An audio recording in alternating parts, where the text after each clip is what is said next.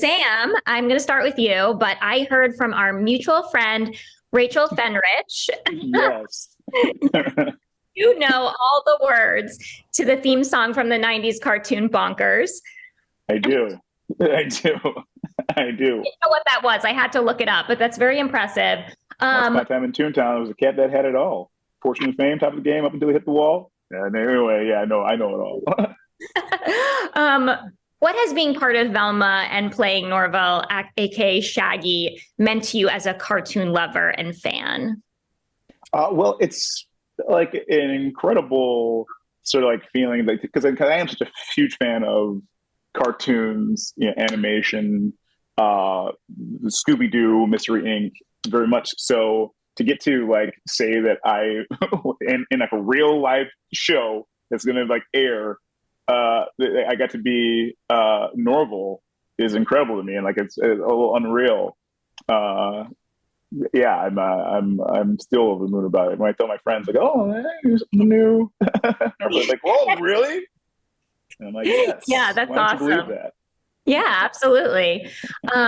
Glenn, in the late 60s, when Scooby-Doo first came on the scene, I feel like privilege was often mistaken for charm, especially when it came to some male characters.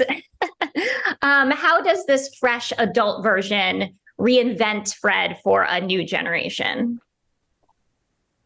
Um, I mean, it's funny.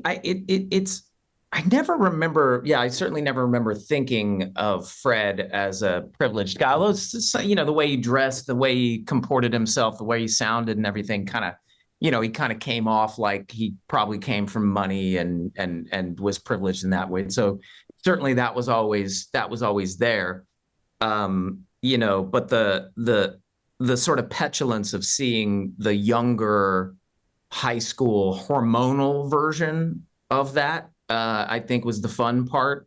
And the fact that he had not fully, that he's so immature in the beginning, and so like both physically and mentally immature, and just does not watch it.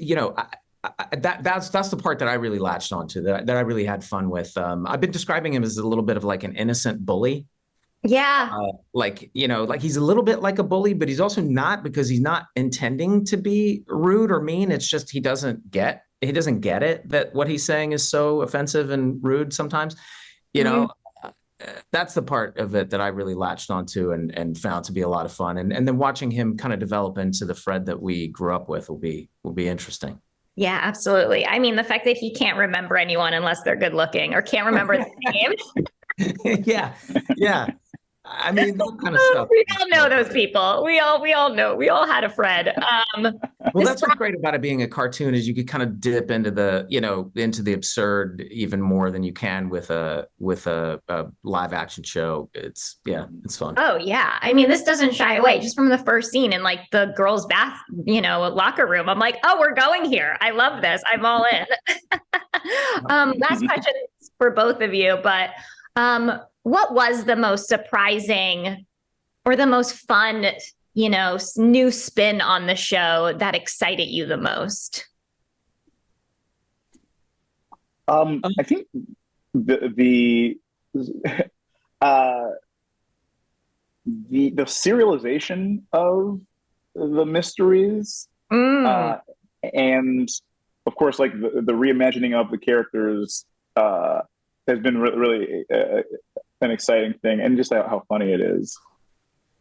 Yeah, it's kind of the same for me. Just the fact that it feels like Scooby-Doo, but also feels like a really funny adult animated show.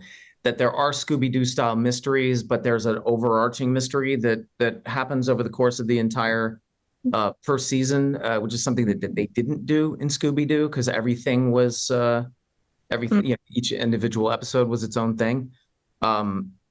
So I don't know. Yeah, it's so interesting how they were able to accomplish so many different things and yet still make it feel like Scooby-Doo.